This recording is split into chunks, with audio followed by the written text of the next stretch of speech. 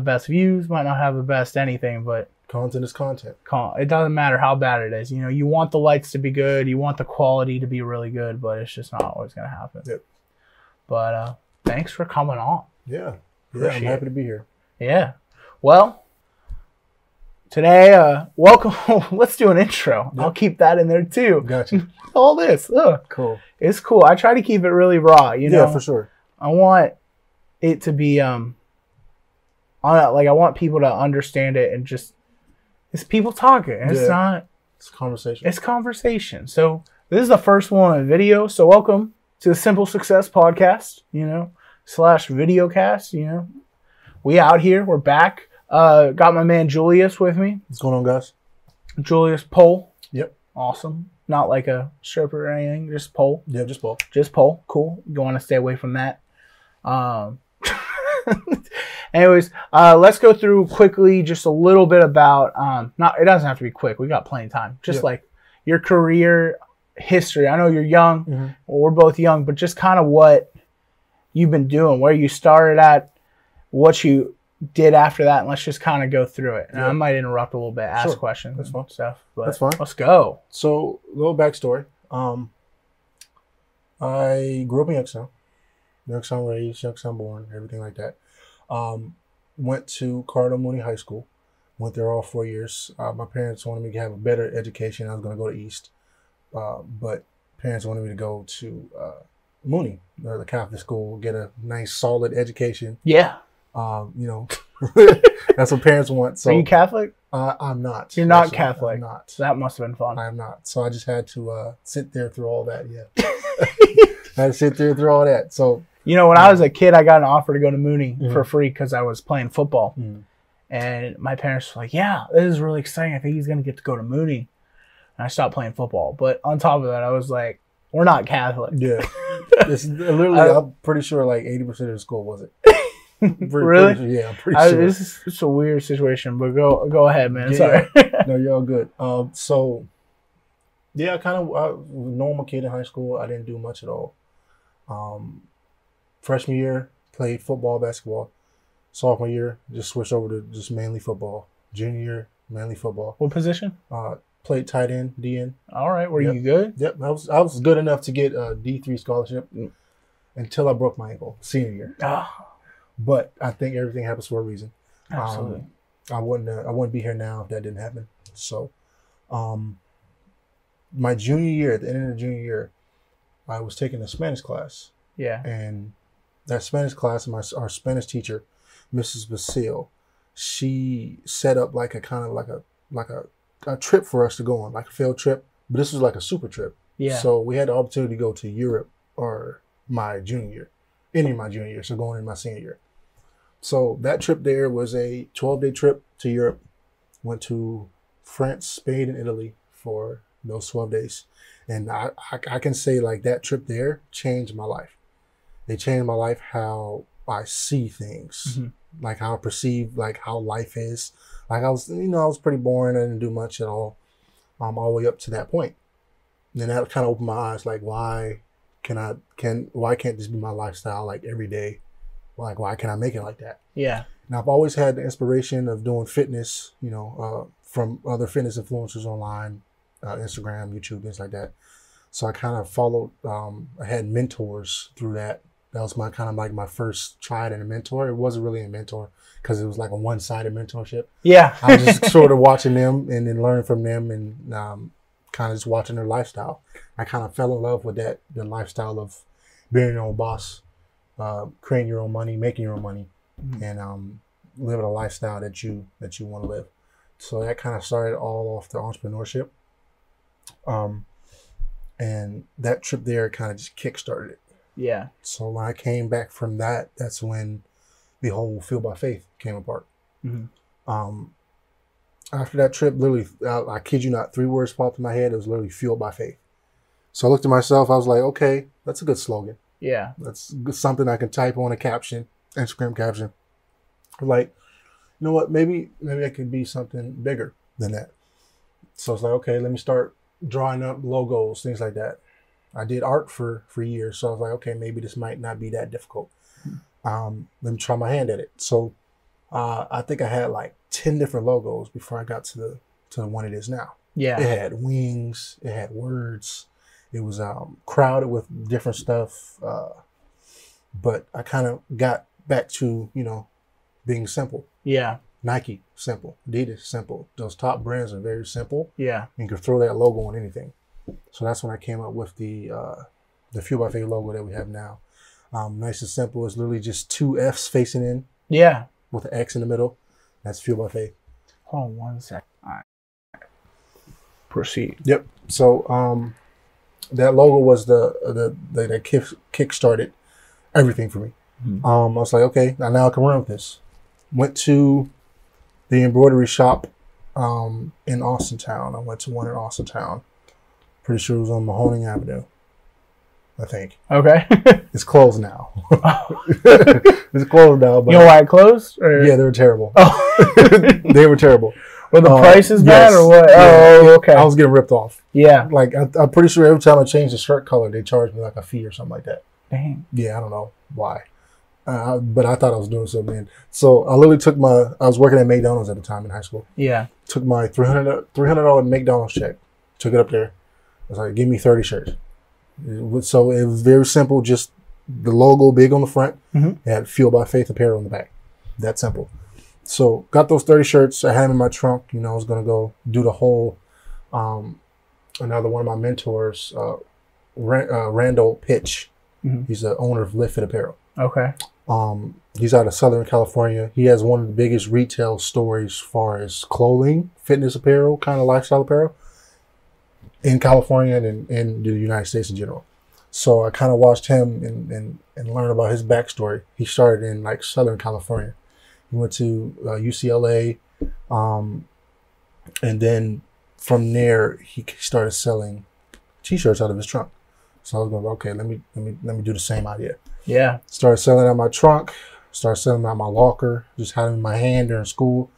But the thing about that is, I didn't sell a single shirt for 4 months. Right after I got the shirts, I didn't sell a single shirt. So I was like, okay, maybe I'm not, not an entrepreneur at all. Yeah. So, and it was funny because I was about to quit. I was about to like, I'm done. I'm gonna go back to football, focus on football. Mm-hmm. Trying to get back healthy. So you were still playing football at the time? I was still playing football at the time. Okay. This is before I got hurt. Okay. So I got hurt at the beginning of my senior season. So kind of I put Fuel by Faith on the back burner during those 4 months. Mm-hmm. Then I got hurt. I think it was the first scrimmage of the year. Wow. I got hurt. I caught a pass in the end zone, broke my ankle. Not broke it, but it was a bone bruise. I don't know if you know about bone bruises. You might as well just break it because it heals faster. Seriously, that's what the doctor told me. He was like, "Yeah, you probably should have broke this. Like it heals faster if it's broke." But, he's like, "Good job. Good job. You could have did a lot better than that." So I was in pain for the next I think 8 weeks or something like that because I think we had 8 or 10 games that senior season. I rehabbed those whole 8 games. I didn't play a single game. Wow. And I came back the first game of the playoffs, and me in the back of my head, I'm like I'm in pain. I had a braced up, 2 braces, high cleats, tied all the way up to the brim, still in excruciating pain. Yeah, it was literally on the bone. It was like the outside. Usually when you sprain your ankle, something like that, or you twist your ankle, it's the ligaments on the outside, ligaments on the inside. It was the bone that wasn't the problem. Yeah, the bone was the problem. But literally during that time, when I was doing rehab, I was like, okay, maybe I need to start focusing on something else because it looks like I'm not going to be able to play. Did you still have the scholarship at that time, or did you lose it when you got hurt? How did that work out? That's crazy. That's when I got hurt. So it was more of a, and it was the only one I had. The only one I had, I was going to go out in California to play. Dang. Yeah, I was going out. You missed out. I know, I missed out. I was going to go out to California and play. My cousin was the head coach there. Wow. So it was a little school, D3 college out in, I think it was LA area. But I was going to go out there, play, defensive end. I think that's what he wanted me at. And literally he told me this freshman year of football. Freshman year, my freshman year, he was like, okay, if you really want to play, like I can, but you have to meet requirements. I think he wanted me at like 260, 260 pounds, and I was like 170 freshman year. So I literally, all through those 4 years, all the way up, I went from 170 playing basketball to, I think I finished off at 250, 245. So I was very close. Yeah. That's almost like 100 pounds of weight. Yeah, that's a lot. So I was literally bulking the whole my whole high school career. I was eating, lifting, practice, eating, lifting, practice, eating, lifting, practice, and that's when I got really close to fitness during that time. Yeah. So, well, going back to after I got hurt, going into playoffs of like, okay, I'm in so much pain, like I'm literally jogging, and I'm in excruciating pain, and that's half my position. Yeah. Tight end, DN, I need to run off the ball, rush off the ball, catch passes, do routes, things like that. So my senior season ended. I think we ended up going to the second round of the playoffs and losing. I think we got that far. And that was pretty much it. But after that, I kind of started focusing back on Fuel by Faith. Yeah. Focusing back on fitness. So I got in the gym, started working out a little bit more. That's when I lost most of that weight. But Fuel by Faith was still there. So now, mind you, I think during those 4 months, I didn't sell any of those shirts. I still trying to sell them out of my locker, sell them out of my trunk, things like that. Till one day, I think it's like drugs, but it's shirts. That's better. Exactly. That's better. Exactly. It's like the cartel. Dude, you got to go to like some of these schools, man. Tell them like you could be selling shirts. You don't need to be selling coats. Exactly. Yeah. Exactly. That's what I try to advocate good the legal way to trap. You gotta start off like, I used to sell straight out of my locker. Yeah. They're like, dude, you used to sell? Yeah. And then you're like, t-shirts. Exactly. I started with t-shirts. But yeah, I literally think I sold one shirt to one kid. And after that, literally, like I think a month later, they were gone. Wow. They sold out. So I was like, okay. I was about to quit. I was like, yeah. Okay, maybe. So maybe I can actually do something with this. So went back up to the same shop. They ripped me off. At the time, bought 30 more. Yeah. Did that. But this time I got another color. I started with black. Yeah. I got another color. Went to white. So I had white and black. Did the same process over again. Pushing out my trunk, pushing out my car. Then I had a white shirt, black shirt, and then I went to a long sleeve. Now, the long sleeve was a very, very popular one. It was a popular design. I literally drew this design up I think it was in a religion class that I had. Wow. Of course, me not paying attention at all. Hey. me not paying attention at all. Hey, you're there for a reason. That's what I'm saying. It's literally, but that's where, Fuel by Faith came from. Bro, teachers always be like, come on, you gotta pay attention. You don't know. You might need this one day. Yeah, might. And it turns out you actually need the other thing that you were working on. Yeah. So I was really drawing up designs. So I was like, okay, so how can I do this? I didn't want to incorporate our regular logo with the 2 F's and X. Yeah. So I wanted to do something different because it was a fitness lifestyle brand. I already dropped a fitness shirt. I need to think of like a lifestyle shirt. Yeah. So I went to like a long sleeve. So the long sleeve design, I was like, okay, let's see. If I can throw the regular logo on the back and do something, I think it was been grinding since day one.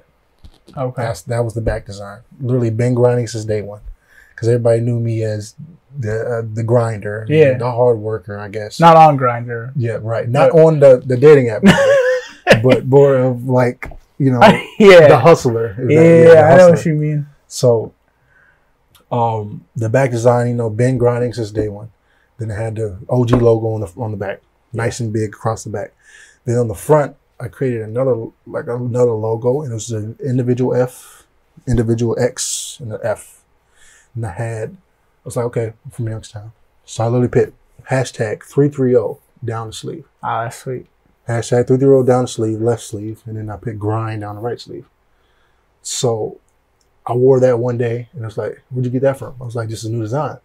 And then literally those went quicker than the other 2 designs. Yeah. So I was like, okay, wow. Maybe this has to be something. So at that time, I had 2 shirts, or 1 shirt design in 2 colors. and then I had the long sleeve. And I was like, okay, maybe I can do pre-orders and get like custom colors of people who want different colors. Yeah. People started wearing red, green, blue, like pink. They even Dude, had pink everybody asked for pink. Yep. When I was doing shirts, everybody was like, "You got pink?" And I was like, "That's no, like out of all the colors, why would you?" I don't know. It was bro, like, they don't even have pink. What are you talking about? That's what I'm saying. I was working with a brand called Toltex, and I was like, "Oh, maybe I could get pink in here." They didn't even have it as an option.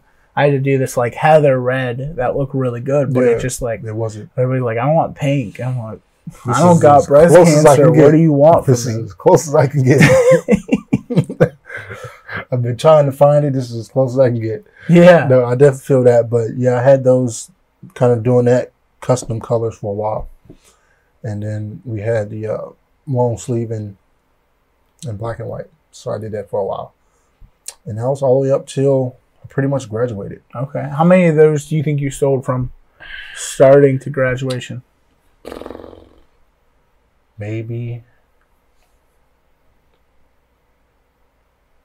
like 100, 200 shirts, maybe. Okay. Total, as far as like products itself. There you go. I did that, and that was way before I even launched a website. I didn't even have a website at the time. Yeah. So it's literally everything was about word of mouth and me coming to class or school with shirts. And I did do one thing. I remember me ordering 2 things from China. This is my first China experience. And I went on, and also a good tip for anyone looking to do, a clothing line. Alibaba.com is the plug. It is for like international any drop shipping thing. Exactly. Literally anything that you think of. But I literally ordered 2 things off of there. I ordered, I think, 100 pop sockets for the back of your phone. I think pop sockets were in 2017, 2018 area. I remember when you had those too. Exactly. I remember that. Yep. Those were like probably one of my popular products. I literally sold those for like $5, and they were like hotcakes. They were going like hotcakes. How did you press them on? Like, did you press them on with a? How do you get the? Or did you order them custom? I'll order them custom. Okay. So I had them do everything for me, and they literally came packaged up already with my logo on it. There you go. Came in a box, made about this big. They had 100 of those packed into it. So I had book bag in one hand, box of pop sockets in the other hand. Literally kept in my locker. I sold one. Okay, $5. I asked my friends, a couple of friends. $5. You spend $5 on cookies at lunch. Exactly. Yeah, it's $5 on cookies at lunch. But how much did it cost you to make, if you don't mind? Yeah, I think they were around. I'm pretty sure like around less than $1 per piece to make. Wow, that's crazy. Less than $1 per piece. So I didn't spend much money at all on those. And I sold those for $5. That's why I was able to sell them for $5.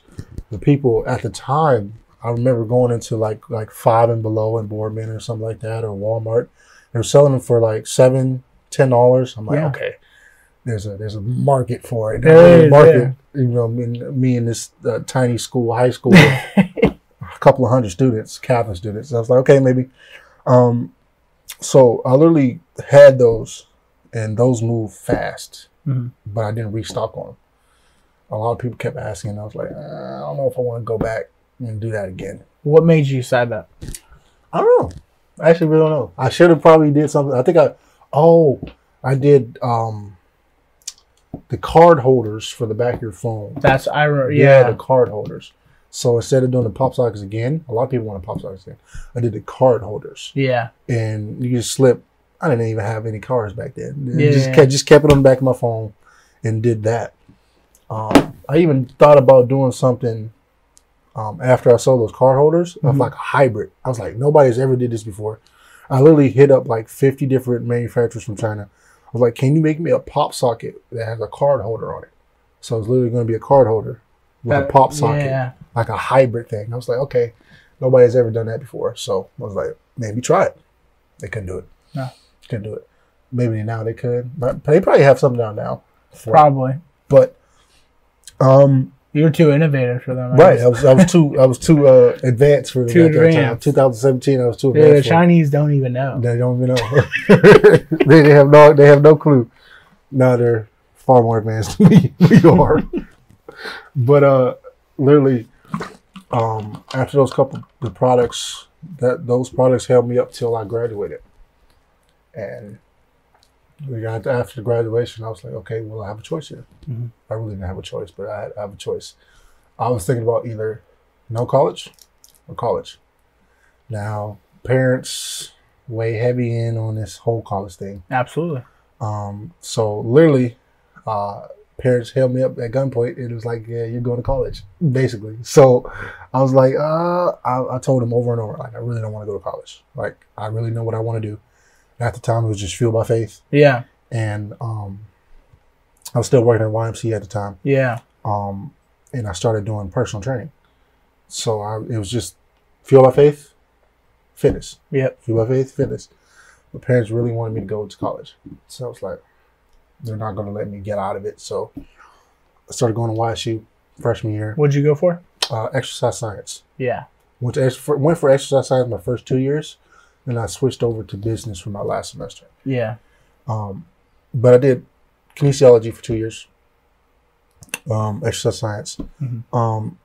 It was good. I mean, I had classes, good professors, I guess. Yeah. Did you stay in though, or did you drop out? What did you do? I dropped out. Ended up dropping out. College dropout. Yep, college dropout. So Kanye gonna be talking about you soon. I can fit that in my bio. I did it just to fit in my Former bio. College dropout. Exactly. Former college dropout. Millionaire. So you were doing Fueled by Faith, mm-hmm. going into your first year of college. Did you take a year off or anything, or did you go straight in? I went straight in. I dove straight in. All right. Dove straight in. I was like, okay, well, my parents want me to go, so I'm just going to go now. Because I already knew in my mind, if I would have took a year off, I wouldn't have went at all. Yeah. At all. So I really enjoyed my first 2 semesters. First 2 semesters that what do you first mean year. by that? Like partying or like, no? Yeah, like yeah? Everything. So I was so locked in my first 2 semesters, it wasn't even funny. Yeah. I was like, so I literally came up with a plan. I wrote it down. I was like, grind during the week, mm-hmm. finish all my work, and then party on the weekend. Yeah. So first 2 semesters, I had this spot in, I'm trying to remember the hall on YSU. I think it's the Beagley Center. Okay. But they literally had like private cubicles or something like that to where you can study and do everything else. That's why I did all my homework. Yeah. So I would do all my homework during the week, get off, go to the YMCA to work. Yep. After, so maybe around like 4 o'clock, 4 to close, 2 to close, something like that. And I scheduled all my classes in the morning. So I had 8 a.m.s, 9 a.m.s till like 1 or 2. And I was able to go do that, go to class, went home, showered, went to the Y, and worked till close. But that was kind of the lifestyle from Monday through Friday during the week, during those, like, till I dropped out. Yeah. So did you have any time then to work on it, or to work on the brand? Yeah. So that was the thing. After I got off work from the Y, it was me clocking back into work at home. Yeah. So I would do, at night I would do designing work, talking with manufacturers, think about, getting all your stuff from China and Pakistan and things like that internationally. I can talk to them at 12 o'clock at night, and then it'd be 12 o'clock noon for them. Yeah. So that's where I got most of my conversations and most of my work done. So I was a night bug. So from like 12 to 2, 3, Yeah. I was getting it. During that time, it was the whole Gary Vee era. Yeah. Hustle. You work your 9 to 5, and you go home, work 7 to 2. Exactly. And then go sleep your 6 to 7 hours. You go do it all over again. Yep. I learned from him. It was like, how much work are you going to put in when you're awake? Because people complain about, I don't have time. Well, what are you doing when you're awake? Yeah. Are you wasting time? Always. Exactly. Yeah, that's what I'm saying. That's a lot of people. Like, what are you doing with your time when you're weak? So, yeah, that was the kind of the lifestyle. I literally would do class, work when I got off of work. Yeah. And repeat Monday through Friday. See, I had a better gig than you because I was at the Y, but I was sitting at a desk. Yep. So, like, if we were dead, I was working on my own stuff. Exactly. Always. Exactly. And that was the one part that I really tried. I remember having the desk. Yeah. That sat in front upstairs on the second floor, and I would do work. And I would have my laptop for a couple of weeks until then. Like, yeah, this desk is not going to be here anymore. I was like, okay, just take away my will to actually, you know, work. Yeah. Because, you know, it'd be downtime. You know, nobody's there. Nothing. Everything's clean. Yeah. So I always sit there. I'm like, oh, this is wasting time.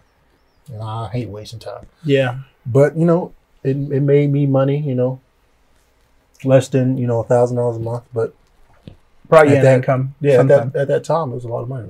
Hey, that's how it is. People are like, well, I need a couple grand a month in order to live. I'm like, you need 2 max. Yeah. Like, especially in Youngstown, that's the thing that's great about sure. Youngstown. You know, you could live off. Cost a bare. You could live off 40 grand a year, easy. Yep. Like, if you want to be comfortable, all you need is $52,000 a year, and that's it. I agree. It's not like going to like New York, and you got to have $120,000 a year. Yeah, because the housing there is ridiculous. Yeah, I've looked. The housing there is ridiculous. Housing there is ridiculous. I was literally looking at, I think, Texas the other day.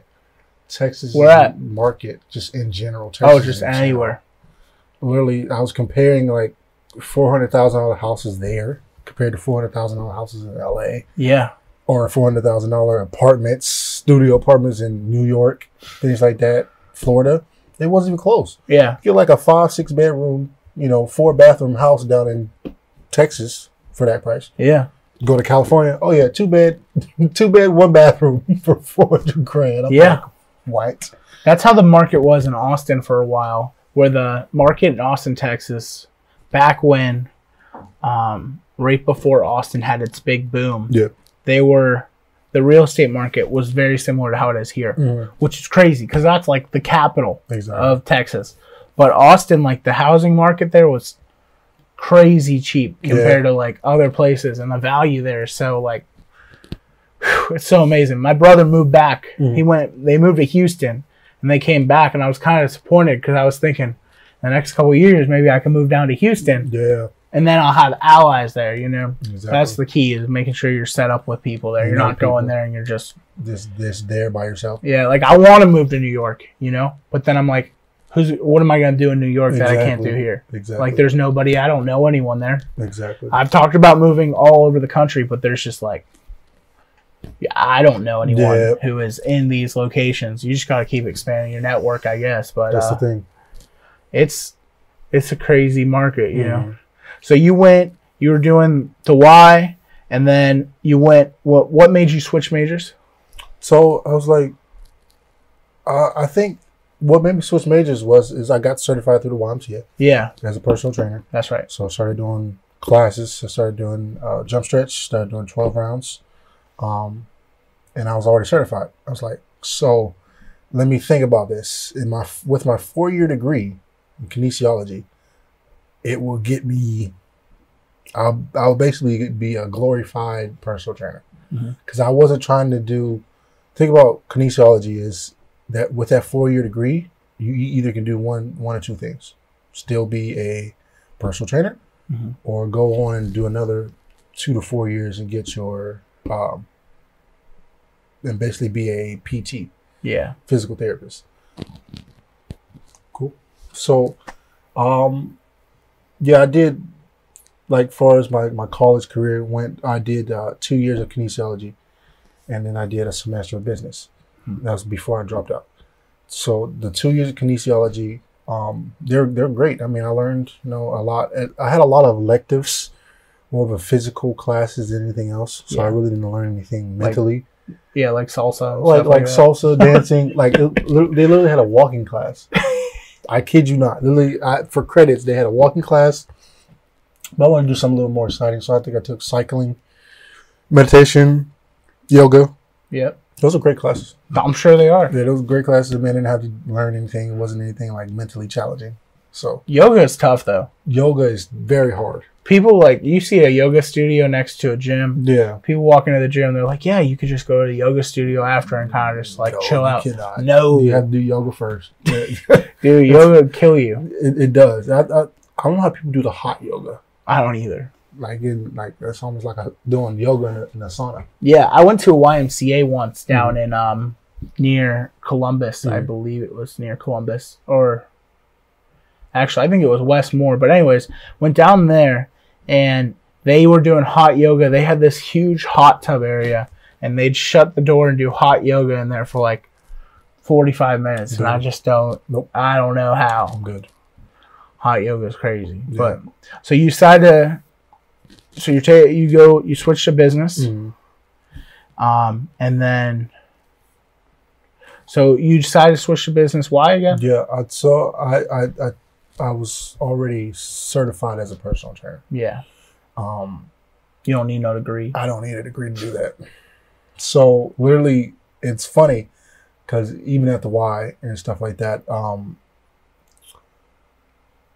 people with, or me being certified with 2 certifications, and then somebody with a bachelor's degree made the same thing. Yeah. I'm like, what was the point? So literally, that was telling me, okay, here's your future. You're going to be making 50 more cents because you have a bachelor's degree. Yeah. So I was like, yeah, that's not going to work for me. No. I was like, yeah, that's not going to work for me. So I was like, yeah, let me switch. Maybe I need to switch. Maybe I need to change. So I was like, okay, maybe I can do business. Since I'm in business already, it can teach me a lot more than what I already know. Yeah. A lot more useful stuff for what you were doing, too. Exactly. So I made that switch, went down to the business administration, made the switch. Grind focus. That's what you switched to, right? Yeah, that's a good way to put it. Yep. I never thought of that before. Exactly. Just raw footage. Yep, just man. raw footage. Here we go. Just raw footage. Just. But I really switched it. I switched it. Dude. All right. So you switched it. Sorry, I'm not trying to keep cutting you off. Go for it. No, you're good. But yeah, I switched to business, and okay, it was like my first semester. It was like freshman year all again. I'm like, okay, new start, fresh start. First couple of business classes was just intro business classes. You know, those pre-electives or those electives, prerequisites for the whole course. And I decided to do a 2-year degree. I was like, okay, I can get my I even forgot what associates. Yes, associates degree. Yeah. College dropout. College dropout. College dropout. I don't even know my degrees anymore. I could get my associate's degree in business. Yeah. Like it was 2 years degree. It was a 2-year degree. I looked at the course for the 2 years. It's pretty simple as far as the classes. So I was like, okay, I can do that. First semester is going good. I'm sitting in class. You know, they're talking about, I get just business terms and, you know, the basics. Yeah. And I'm sitting there and I'm asking them that. I asked my professors, this was the wrong question to ask them, but I asked my professors, I was like, because I actually thought, I was like, so what, you know, I'm in business, I do business. Yeah. A couple other people in the classes had small businesses doing stuff like that. Literally asked my professors, like, okay, so what businesses did you start before you started doing teaching? And literally all of them said they have never ran a business in their entire life. That's crazy. So that told me they literally went to school for business, didn't do any type of business, but went to school to be a business teacher. That right there told me, like, literally somebody's teaching me how to run a business and they have never run a business themselves. Yeah. It's like, okay, that was my key to get the hell out of there. Yeah. That was my key. So I literally I did that for a couple of weeks. I was still in class, just sitting there. I remember that. Yeah, I was just contemplating. I was just sitting there in class, like, why am I here? Yeah. I literally contemplated for like 2-3 weeks straight. Yeah. Went to class. I didn't even open up my notebook or my book or anything like that for the next 3 weeks. Not that I have books anyway, because I'm not paying for that. Literally, my last semester, I didn't pay for a book at all. If it wasn't online, like a PDF, I was like, yeah, no. But I didn't literally take any notes or anything like that. I sat there for the last 3 weeks. And I was literally telling like a couple people in the class, a couple dudes that I was sitting next to in class. I was like, I'm not going to be here for that much longer. That's what I literally told them that. Yeah. And I gave him a whole spiel in class. I think one time, I think she wanted us to stand up and tell us like our goals and dreams. And I was telling the class, like, listen, I'm already doing what I want to do.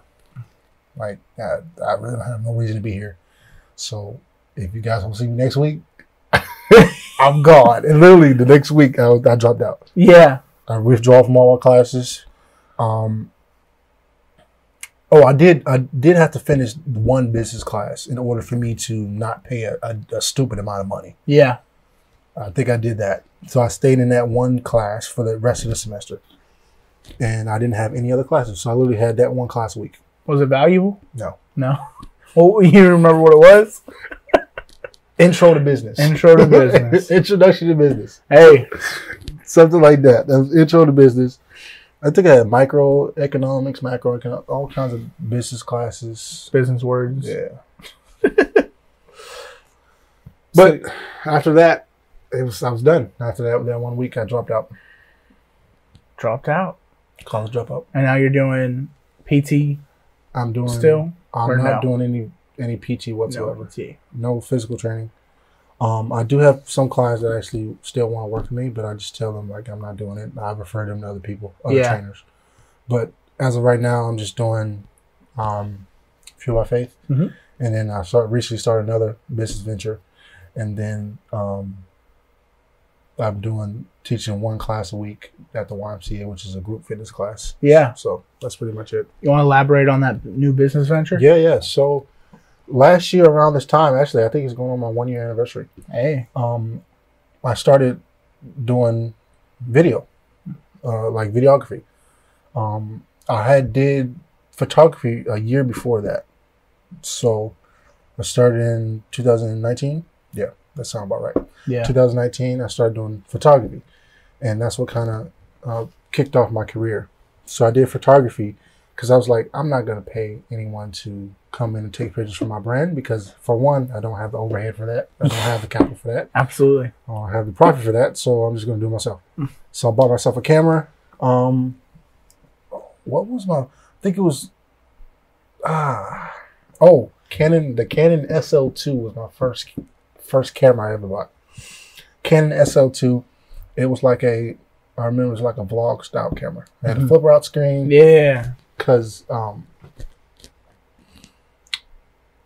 they had the flip out screen and everything like that. But far as that, like I literally used that when I went on the trip to Europe. Yeah. I forgot to say that was a kind of a camera I had for a while. I used that and I vlogged in Europe. So I vlogged in Europe, and then I had an editor actually edit it for me during high school at a time. And because I didn't know what I was doing at all. Yeah. So I had somebody edit it. I literally, those videos are still on YouTube. I literally have the travel vlogs. I literally named it the best travel vlog ever. Ever. No competition. No, man. People are like, they're trying. No. Not even close. So I vlogged the whole 12 days, but skipping back to 2 years later, 2019. Yeah. I started doing photography. So outside of my brand, so I would take product pictures and stuff from my brand. I'm like, okay, maybe I'm not that bad. Literally had a Canon SL2 with a 50mm lens on it. Yeah. And that was it. Dude, photography is the thing. Yeah. Because, like, people think, like, you got to have an eye, and it helps, but, I mean, you don't. Anyone can do photography. Put it on auto and press a button. That's all it is. It's not it's a nice side hustle that you could have, and, like, that's why I feel like every girl in high school is like, yeah, I do photography too. Now you got Visco, okay, you know, like that kind of thing. But I mean, photography is a great way to introduction to that. So you started doing photography, and you said you were doing it for your brand, yes, and then just other things on the side, right? Like what, senior pics and stuff like that. Senior pictures, and then another thing that I skipped over is during this whole time, I forgot to add that in there that.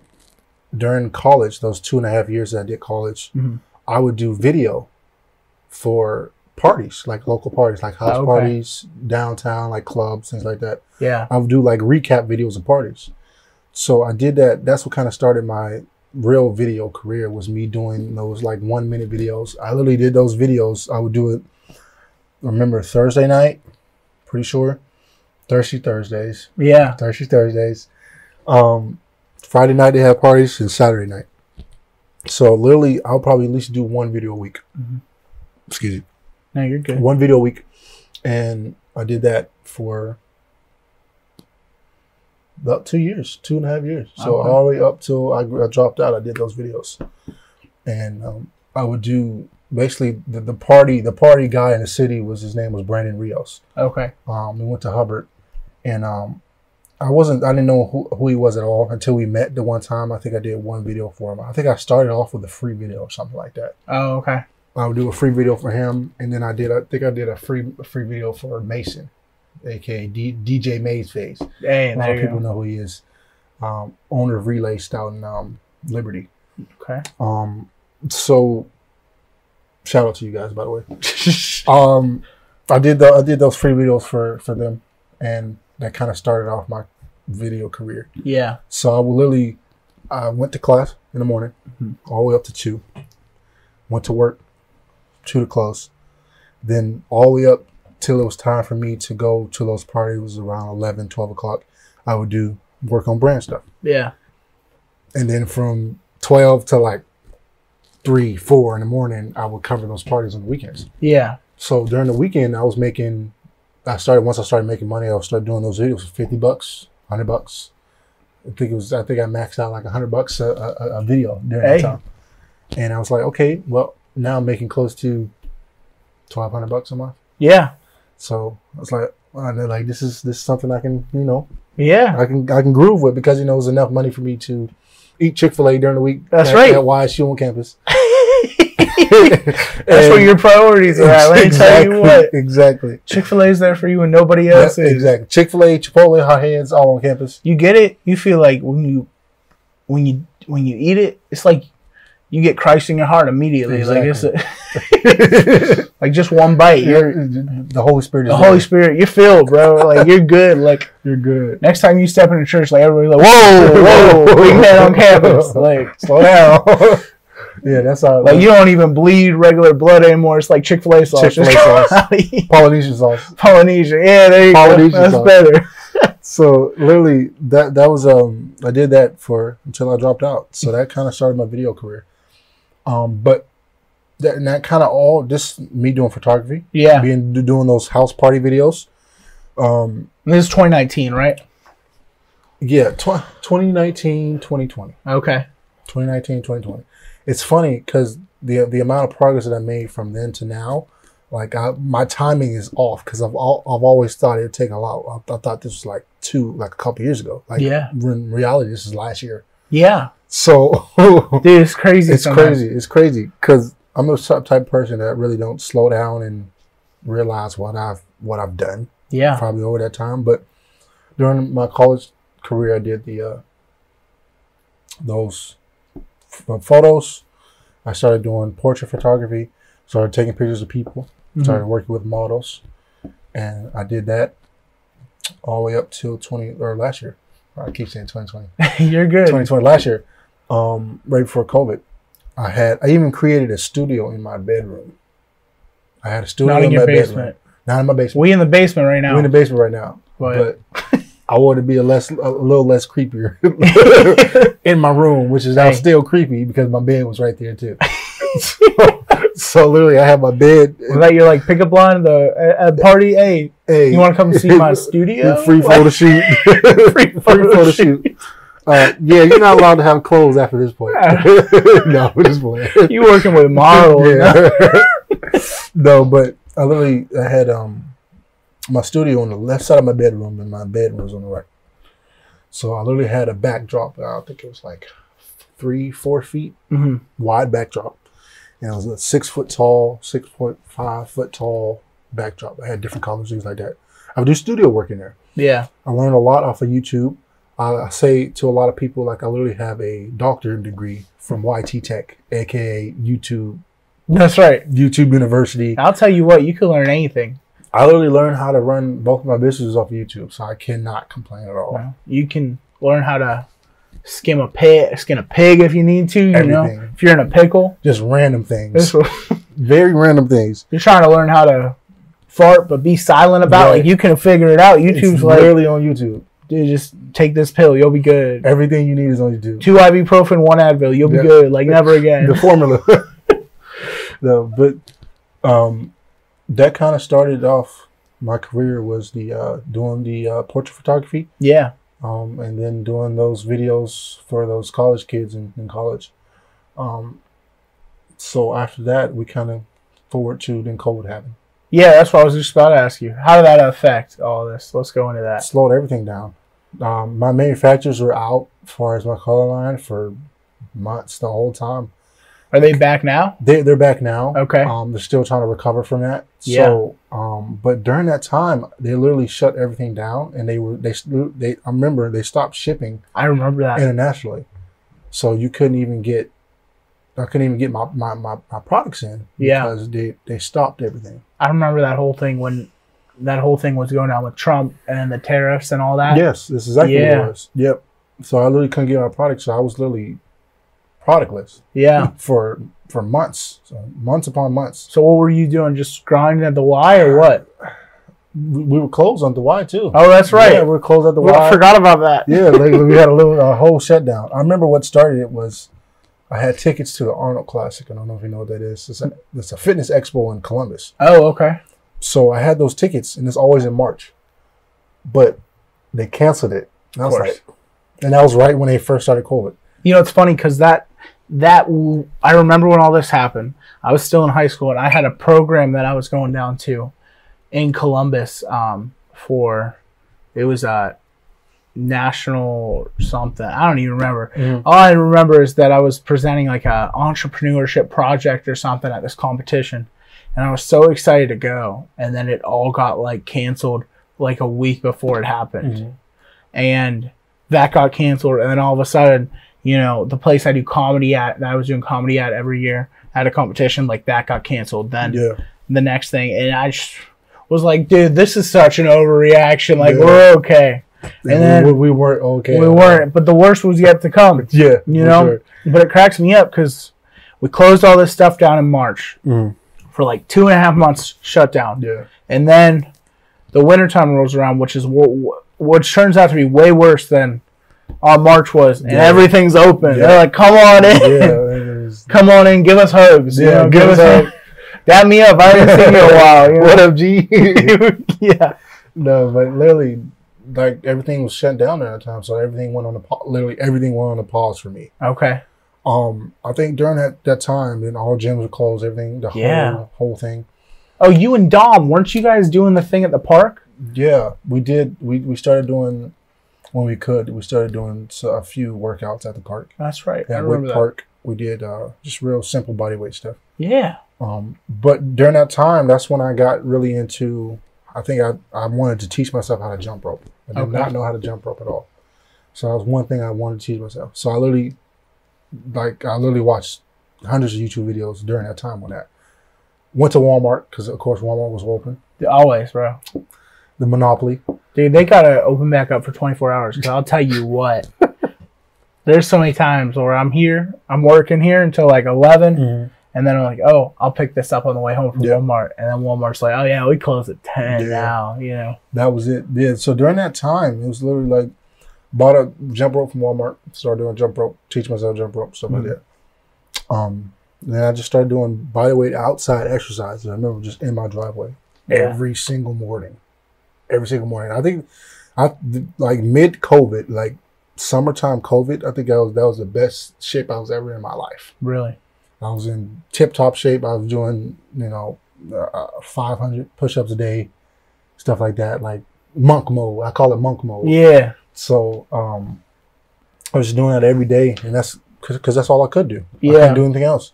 So I just worked out, kept myself hydrated, ate food. It wasn't good food, but it was food. You ever hear about that book? It's called Living with the Monks. So I was listening to Joe Rogan one time. Yeah.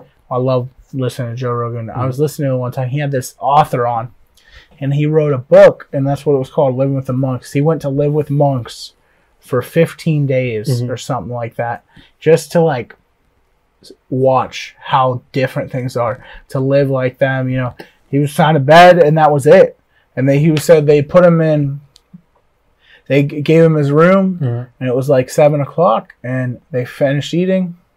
They had a meditation or something, and then they went back to their rooms, and he's like, all right, now what? Bedtime. And he's like, think. I don't know. We'll be up in the morning. And he said he literally sat there for he sat there, and he just thought about family, all kinds of stuff. He said it took him a couple minutes, and it happened, and he just started thinking about everything.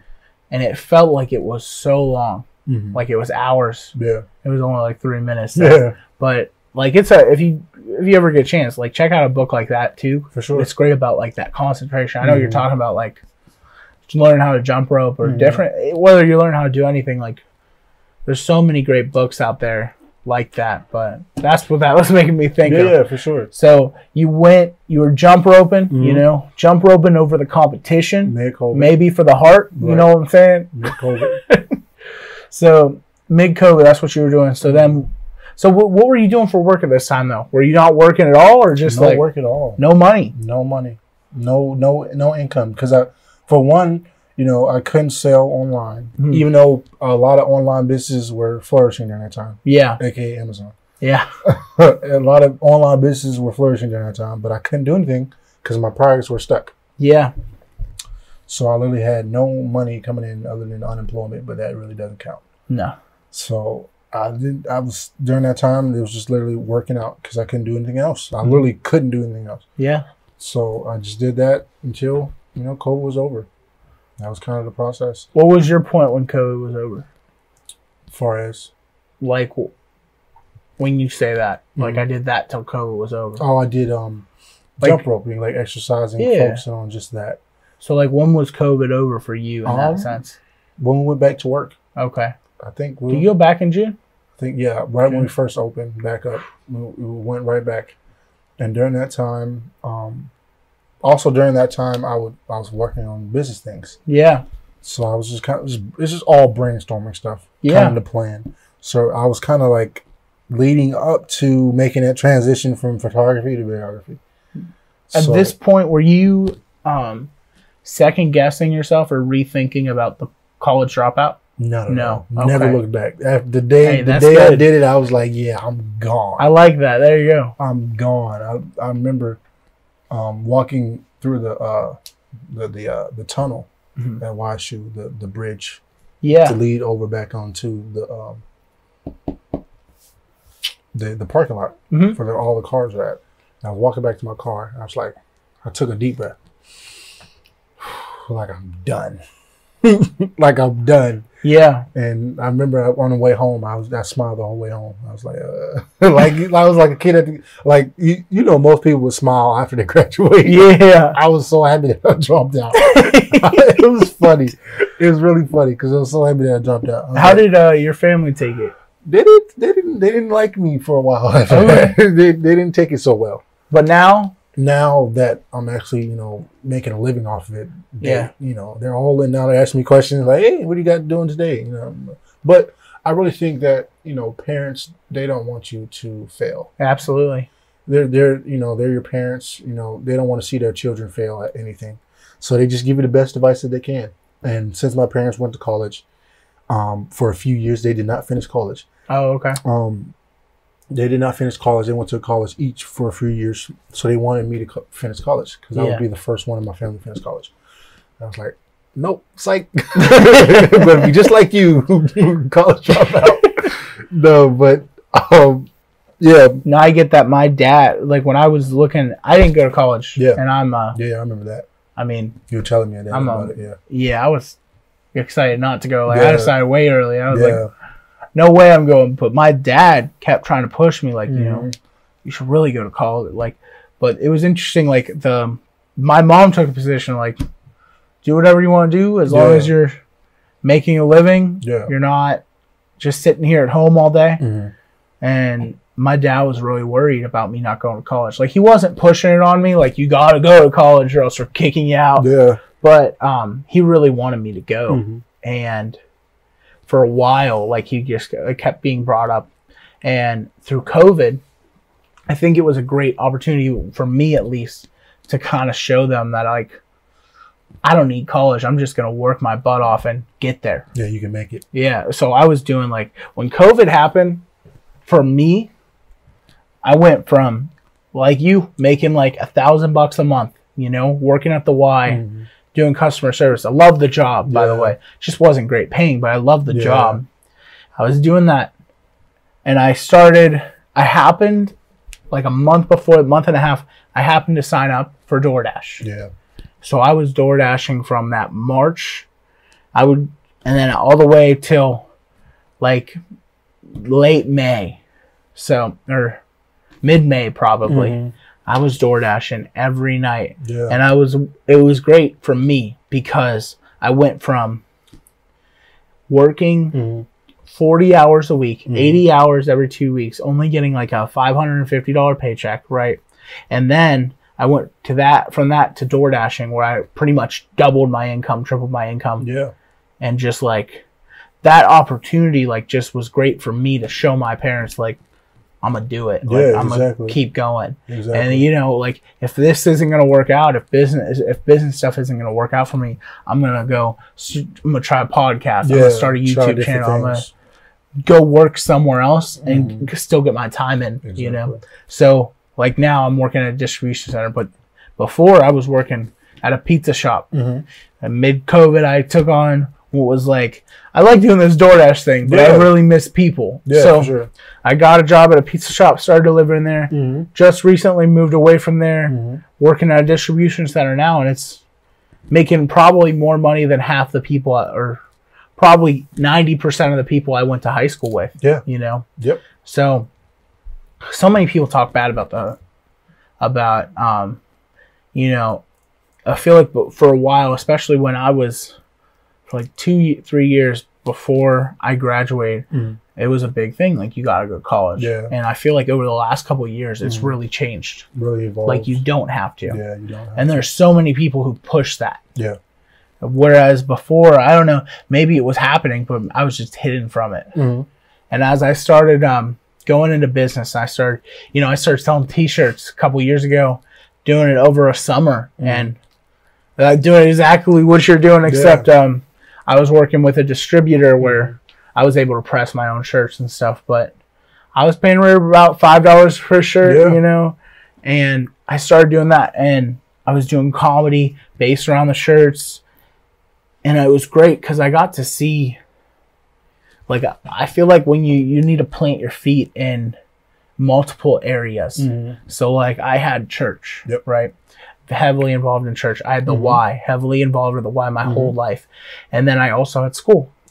And I was doing a lot in school. You know, I wasn't there's another word I want to use, but that wasn't rude. You know, I wasn't treating people like crap. So usually people were like happy to see me succeed or to see me doing things. And I started selling those shirts. There's a click. I'm just gonna keep recording. Let's see. There's a click. Are we going? No? There we go. All right. There's a click. So you feel like you need to put your feet into multiple areas and have them planted. That way you can have those different markets. And pivot whenever you need to. Yeah. So I was doing that. I probably sold... So I started working with a guy named Diesel Donlow. And he's actually... I don't really... We are on great terms now, but we were. And I was great because he was verified on Instagram, which was a really big deal. Right. So he was able to push my content while I was pushing it. And then word got around, you know, I put my first comedy video out there. And I remember when I started doing stand-up, people were like, Mom was like, "You're going to do stand-up?" And I was like, "Yeah, I'm going to do stand-up." And she was like, like, just because, you know, it's the failure so bad in that whole thing. So I started doing stand-up, and my everyone was really worried. I talked to one of my pastors about it, and I went through my set with him. He was like, "You should probably change things, you know, be a little more PC." I was like, "Screw that, you know, I'm down." So I went and I performed. It went great, and that video within like the first 2 weeks got. For me, this was crazy. Like I got like 500 views on this video, and it was great to have that eye opener. So when that all happened, I was like, awesome. It was great. And I never really thought about doing anything more with it. And I got into an accident a couple years ago, and it was kind of like I just had started working on the shirts at that time. And I was like, bro, I'm ready to launch today. So it was great for me because it was like an opportunity. And when I talk about it, sometimes I feel bad, but like because of my accident, my social pages were going like crazy, like 300 views a day. And I was able to really push my content. I probably sold like 200 shirts in that summer, which was crazy for me to even think that I could do that. You know? So, but the reason that could even happen is just because, you know, you got to have your foot in the multiple areas. But I don't remember why I brought that up. But, you know, when you run a business, there's so many people don't. You know, they don't leave their network to just like, I'm not going to think anything of this person. I'm only going to focus on one. You know, just having that bold audience. But anyways, got off track a little bit. So the camera, you know, all of that is sending me off track. So you went back to work over the summer. And when how did you get into videography? Let's get back to that. That's what you were talking about. Yeah, for sure. So right after I dropped out, kind of like that whole time frame right before, I literally got out of college, dropped out of college right before COVID started. So then we went through the whole COVID thing. And first time back I was at the Y. And that's when I started doing more time. Putting more time, more hours in at the Y. So I think I got up to about 5 days a week at the Y. So every day, Monday through Friday, I believe. And I was still doing that. And so I would go in the afternoon and work till close. So in the morning, I was working on, you know, video stuff, videography stuff. I was getting away from doing photography. What made you do that, though? The transition. So what kind of ignited the fire, you know? So doing photography is great. But I really think photography, you really can't make that much money off of it. As far as what I was doing. So I was working with people. So people have smaller budgets. Things and businesses have bigger budgets. So that's what I made the switch.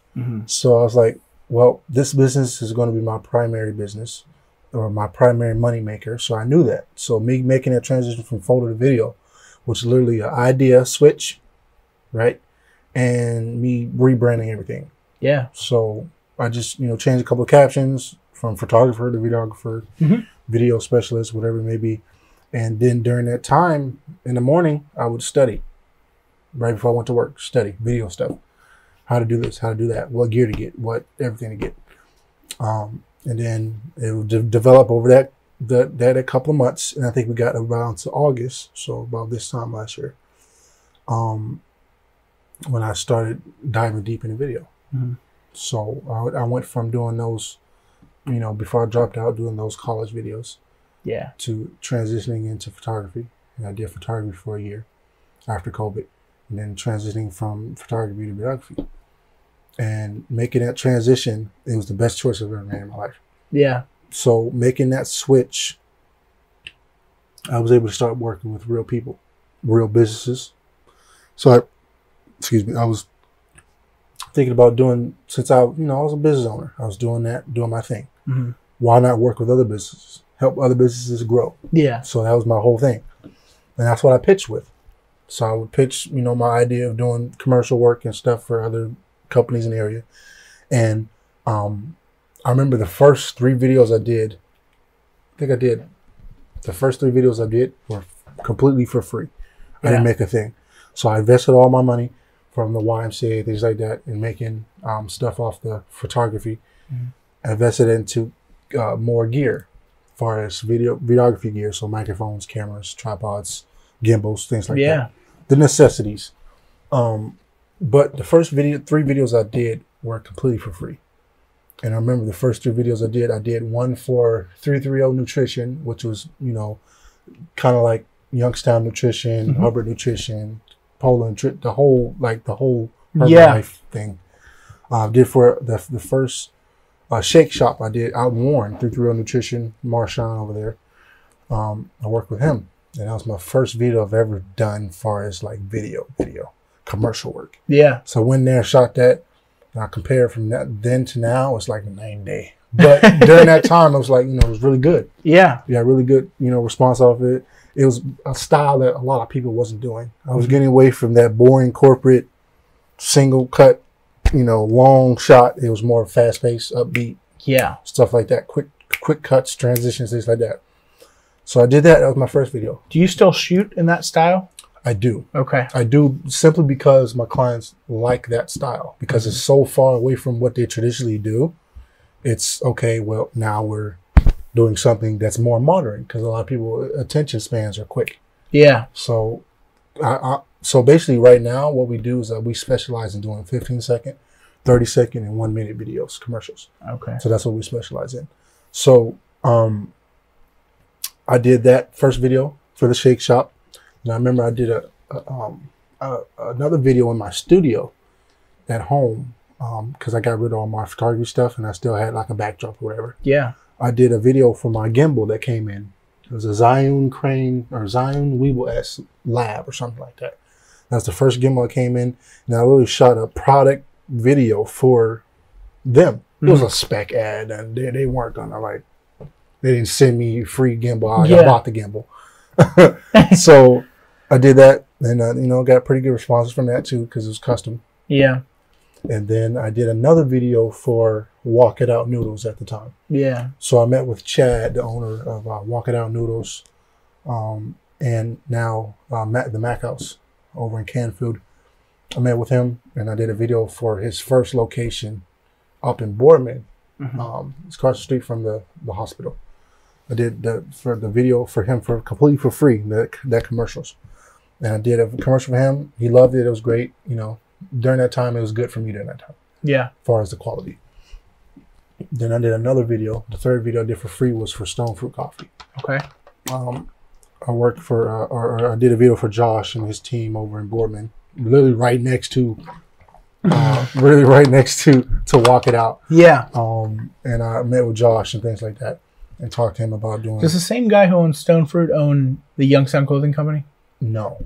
But they're linked, right? They work with each other. Because I know if you go to Stone Fruit, the Youngstown Clothing Company stuff is there. Youngstown Clothing Company, but that's I wasn't sure. Yeah, I've actually talked to the owner of the Youngstown Clothing Company. Me too, yeah. Like a commercial or anything like that. But, not about a commercial. Yeah, but my bad. No, you're good. You're good. But yeah, you talked to him before. Yeah. I've talked to him before. Yeah. Sorry. No, you're good. Go ahead. Yeah. No, but I did a video for Josh at Stone Fruit, and that was my kind of like my first big commercial, even though it was free. Yeah. It was my big commercial because Josh has 5 or 6 locations, all over Youngstown or the Ohio area, with his coffee shops and it's his breweries. So I did that with him. I did that video for free again, and we talked about maybe down the line doing something for paid. So I was like, okay, maybe this is a start. So that was 3 videos I did. I did one more for Penguin City Beer. Okay. Now my main focus and why I chose these 4 companies, is because they were pretty established within the city. Yeah. So I knew if I can do work for them for free, I knew somebody else was going to see it and maybe pay me for it. Yeah. So I did work. I did another spec ad or another ad, free advertisement. It was a commercial for Penguin City Beer, and I did another commercial in my room in my studio.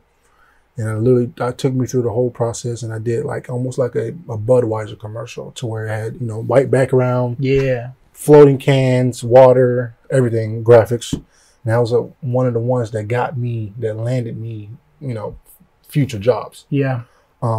So that was kind of my idea. I was like, I think I learned it from, I think Gary Vee mentioned something about working for free. Yeah. Until you get paid for it. Absolutely. So that was kind of like the hustle mentality to, provide enough free value until your value is enough to be paid for. So I did those first 4 videos, and then I was kind of in the space of, okay, I've done these already. I've been here before. So now that probably would have ran me into coming into the new year of this year. And it's funny because all this has happened so quickly. So rolling into January, I had saw this marketing company, this big marketing company in Canfield called 898 Marketing. I don't know if you ever heard of them. Yeah, I have. Yeah.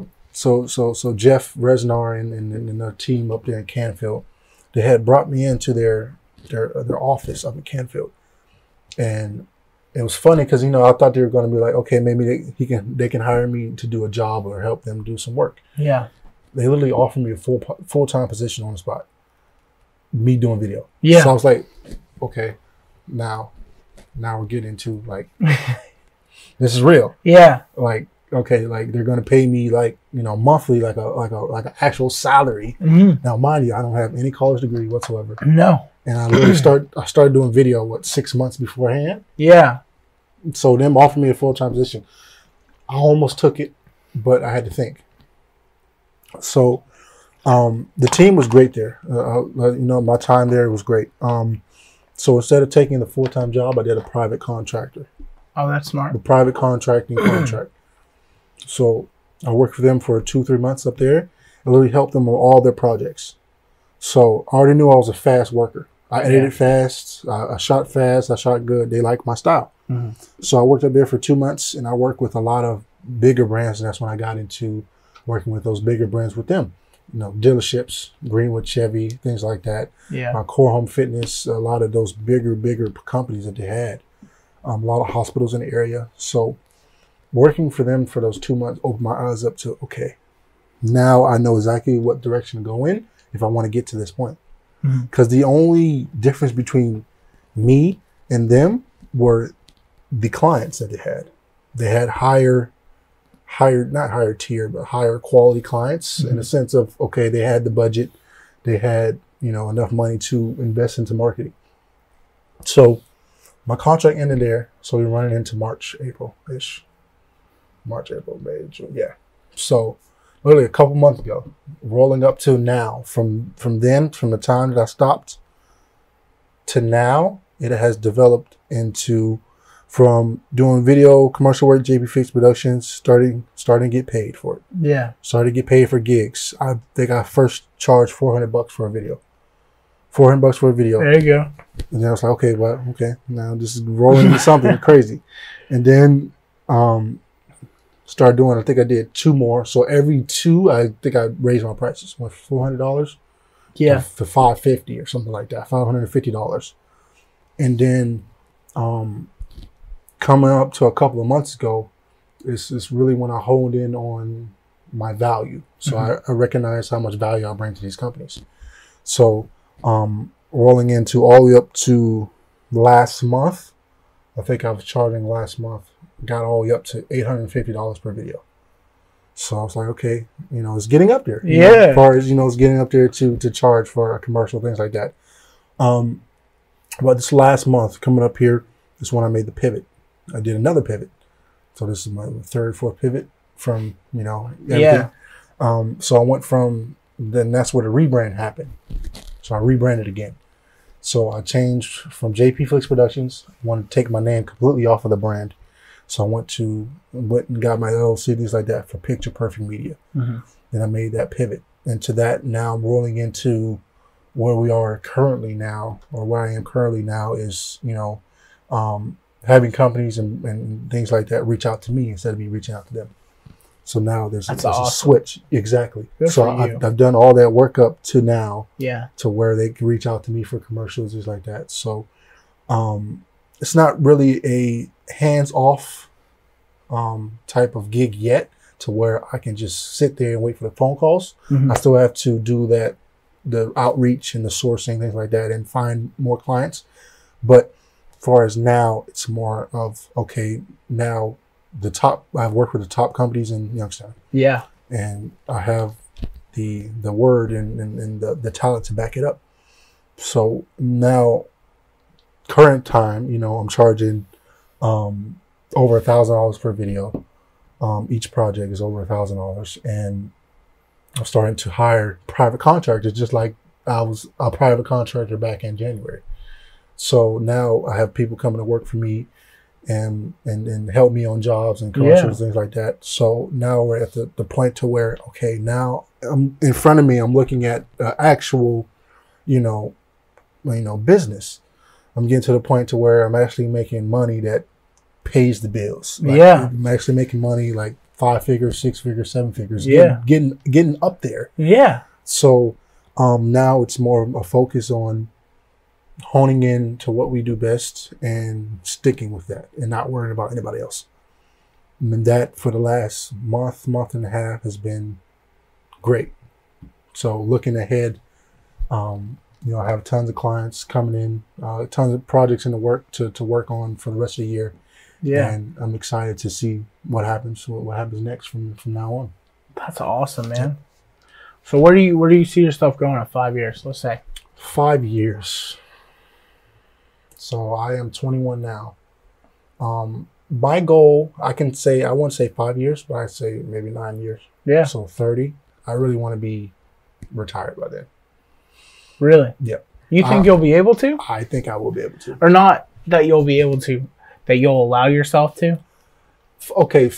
Let me define retirement. Yeah. Because I'm not going to stop, being an entrepreneur. I'm not going to stop doing, the term of working till you're retired. But I'm going to retire from the corporate world, far as 9 to 5, as working for my time, if that makes sense. Absolutely. So I'm going to transition into residual income, passive income, things like that.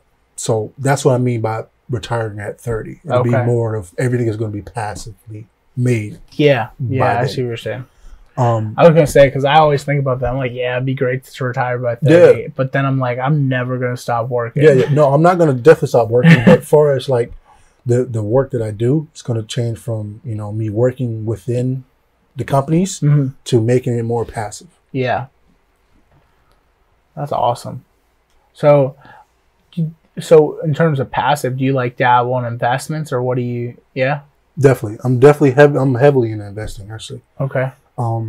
So I have a couple, like a formula that I'm going to be using for the next, until I get up to 30. Yeah. To that point. So I'm going to be doing, stock market, crypto. Do you believe in crypto? I do. Okay. Stock market, crypto, and real estate. So those 3 things. The stock market, crypto, real estate, and then education. I haven't told a lot of people about that part. Okay. So those 4 things are going to get me to the point where I can live off of my portfolios, which is the ideal, which is my ultimate goal. Yeah. So especially with investing in the stock market, I'm going to do dividend investing. Have you heard of dividend investing? I have, yeah. So working with it, so usually certain stocks give you money back every month, every quarter, every year. So I'm going to build up a portfolio into a number that gets to a number up to a certain number that pays me back a certain amount of money a year. So I have been doing some calculations and things like that. It all depends on what you want to make and what you want to, make per month. So I could really say that if I raise, or if I invest until the point where I have a $2 million portfolio, right? Right. That pays me dividends back a month. That'd be, give or take, maybe a 10% market return, give or take annually. Yeah.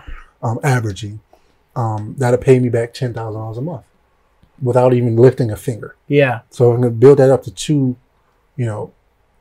million. I'll be able to get paid back that much a year, or that month, $10,000 a month. Yeah. So that alone, that's enough to live off of. You don't need that much. Yeah. So if I can build that portfolio up to $2 million, then I can live comfortably. Now I thought of $4 million, which is my ultimate goal, $20,000 a month. I can live however I want to live. So that's my ultimate goal, is to build up a dividend portfolio or of $4 million. So I would have to, invest, live below my means. Yeah. Invest everything, things like that. You know what Dave Ramsey always says? He always says, live like nobody else now so you can live and give like nobody else later. Yeah. Exactly. Yep. I love Dave Ramsey. But he would probably hate me because I also love credit cards. Yeah, hey, I also love credit cards. Then that as well, just doing different hacks, learning about taxes, learning how important that is, write-offs, things like that. Because it is true that, the top earners in the world, they pay little to no taxes because they have different strategies, different loopholes, different things like that. But just work on those portfolios, invest in the crypto. Crypto is very volatile, but in the future, I really think it's going to be something big. What do you invest in, if you don't mind, for crypto? crypto? For crypto. So, the staples, Bitcoin, Ethereum, Cardano, things like that. Those are my top three. Then, dabbling into XRP, Doge, things like that. But that's pretty much it as far as crypto. That's crazy. Crypto's nuts, man. Crypto is crazy. I made some money off crypto, exactly. But I also lost my. I ended up winning in the end, but yeah, you have to be mentally strong to invest in the crypto. Oh, yeah. That's why I have the other portfolio that's a little bit more stable. You get one that's a little more fun than you have one that just exactly. Yeah, so, I see what you're saying. I'm just gonna kind of hide my wealth, if that makes sense. Yeah. So I've been dabbling into minimalism lately. The art of not really having too much materialistic things, but being fruitful mentally. Yeah. So, having the mindset of abundance, but not in mental, and not in materialistic things. Yeah. So I'm just really, really trying to stay humble. It's very hard. Yeah. Being, 21, going on 22. Yeah. I'm doing what I'm doing. It's kind of, because so many people over the years has doubted me. It's not even funny. When I started my color line in high school, it was hard. Yes, people supported me, but people also talked about me. Yeah. Like, you're crazy. You don't know what you're talking about. Well, that's good too, because it's fuel. Yeah. It's fueled exactly by faith. Whoa. Faith. Exactly. That's exactly what it is. And a lot of people, or I tell the people that it's a premium athleisure brand driven by dreams. Mm-hmm. That's our tagline. That's our motto, because it's faith in ourselves, faith in our dreams, faith in our goals. Not really too much religion. Yeah. But the word faith is believing in stuff that you cannot see. Mm-hmm. You can't see your goals. I mean, you can see them round down, whatever. But until they become tangible, they're omni, or you can't see them. Yeah. So, that's kind of investing. I'm going to be heavily investing after I get to a certain point in my businesses. So I have to build my businesses up to a certain point in order for me to cover my bills, cover my expenses, and invest. So that's kind of the goal now, is just to scale. Yeah. That's the biggest thing. No, 100%. I'm with you. All right. Well, awesome. That was good. This was pretty good stuff. Good. Yeah. Good. I'm glad. Hey, so you're investing, man. Yep. Keep it hidden. Yep. Keep it. Dude, I'm so humble. Man. Yeah, that's what I literally I gotta be quiet. Dude, that's what I've done that. We do that at work all the time. I'll be like, yeah, dude, I'm so humble. Like, people looking at me, they're like, he's not humble. Like, I'm so humble. Oh my! All right, man. Well, thanks for coming on. I appreciate it. I appreciate it. Whatever works there. We'll do it again. There it is. There we go. There I missed, Sorry. But thanks for coming on. No, I appreciate your time. Hope you have a great day. Don't gotta get back to work after this. Hopefully, I charge the camera up now, so that'll be cool. You'll be good. It's still on 1 bar.